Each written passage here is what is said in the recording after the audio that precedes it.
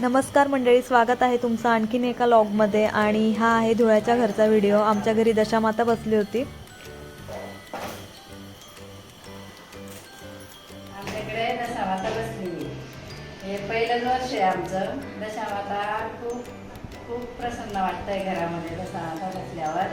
आम्ही 10 दिवसाचा उपवास करतो दशामाताचा आणि दशामाताचे खूप चांगले अनुभव येतात. दशामाता सगळ्यांना आशीर्वाद देते, सगळ्यांचा संतांना संतान देते, निर्जनांना धन देते, आरोग्य मिळते, सगळ्यांना सुख शांती देते. दशामाताचं खूप सत्व आहे. दशामाता ज्याच्या घरी बसली त्याच्या घरी आनंद देऊनच दशामाता. तर ही आहे दीदी, संध्या दीदी, म्हणजे माझी जाऊबाई म्हणजे जेठाणी. आणि पहिल्यांदा व्हिडिओमध्ये असशील ना तू? हो. तर आता त्या दोघी जणी चुरमा लाडूचं नैवेद्याचं सांगणार आहेत. नऊ मुठी गहू घ्यायचे, त्याचे चुरमा लाडू बनवायचे. हे दशामाताला 12 वाजता हे चुरम्या लाडूचं नैवेद्य द्यायचं. दशामाता शेवटच्या दिवशी चुरम्याचे लाडू 9 मुठी घेऊन दशामाताला 12 वाजता नैवेद्य द्यायचा आणि मग शेवटची आरती 12 वाजता करायची. ते चुरमाचे लाडू दशामाताला भोग चढवायचा.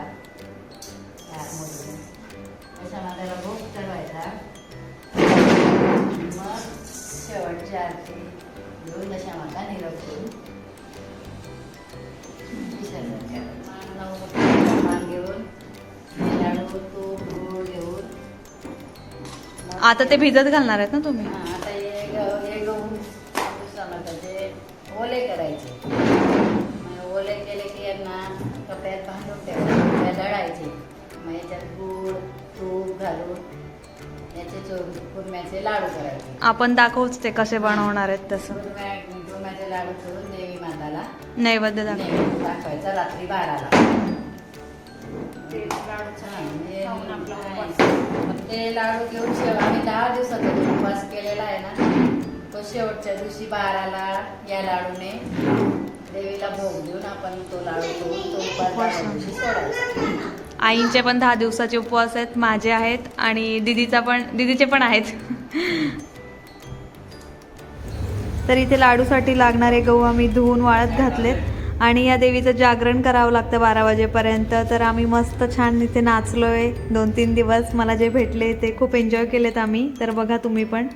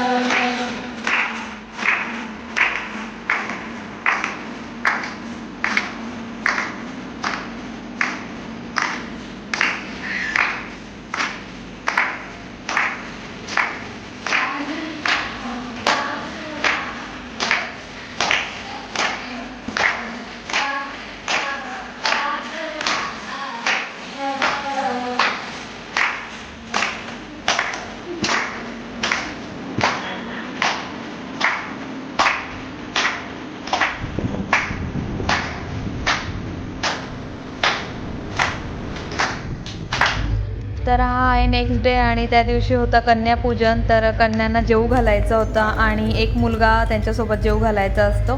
तर आम्ही घरच्या कृष्णालाच जेवू घातलं होतं आमच्या आणि खूप छान झालं होतं, बघा तुम्ही ते पण.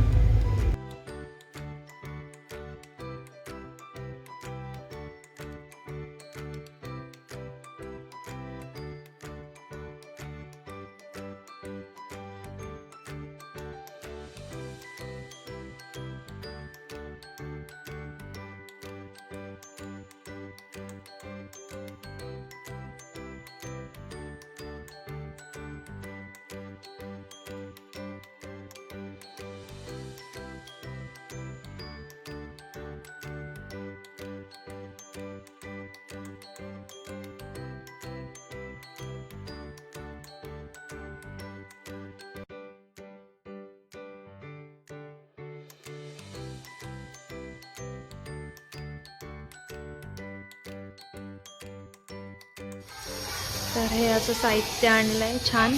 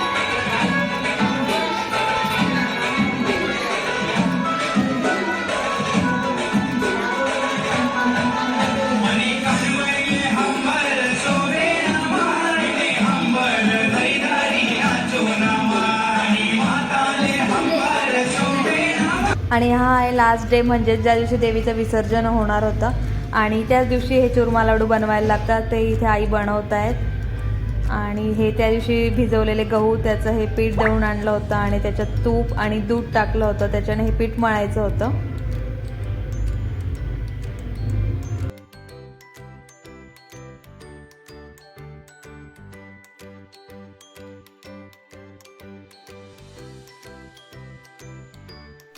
पीठ मळून थोडा वेळ रेस्ट होण्यासाठी ठेवलं होतं आणि नंतर मग त्याचे असे मुटगोळे करून तुपामध्ये तळले आईंनी.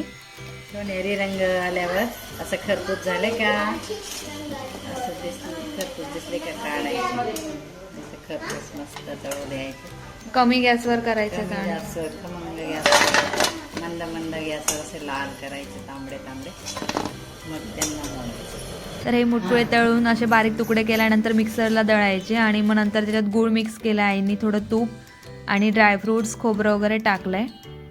खूप छान झाले होते लाडू. ठीक आहे, हा मग हे आपण कसं गरम करू तुपात? जास्त तर नाही होणार ना.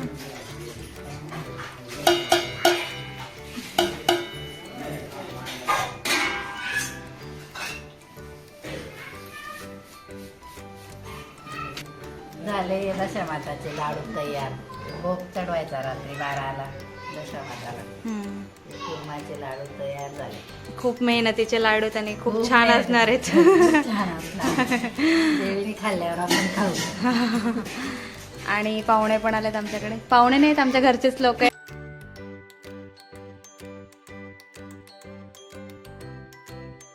तर ही आहे आशा दीदी आणि या आहेत आजी. ताई हाय करा ताई. तयार कर. हा त्याच्यावर करा आजी. आणि इकडे दीदीचं काम चाललंय.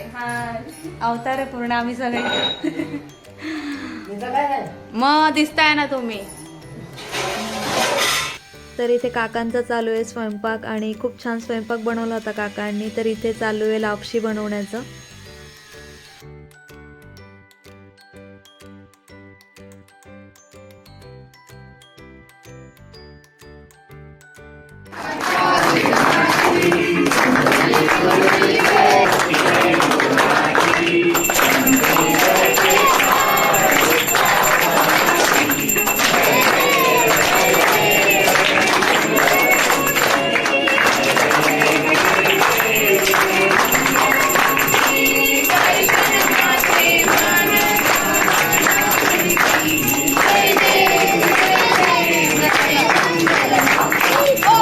तर आता आम्ही निघालोय देवीच्या विसर्जनासाठी. आणि देवी विसर्जनाच्या वेळेस असं पातेल्यातच देवीला ठेवायचं असतं. आणि रात्री विसर्जन होतं देवीचं 12 वाजता. 12 नंतर आम्ही निघालो होतो आणि जवळजवळ 2:30-3 वाजता विसर्जन केलं आणि मग आम्ही घरी आलो होतो.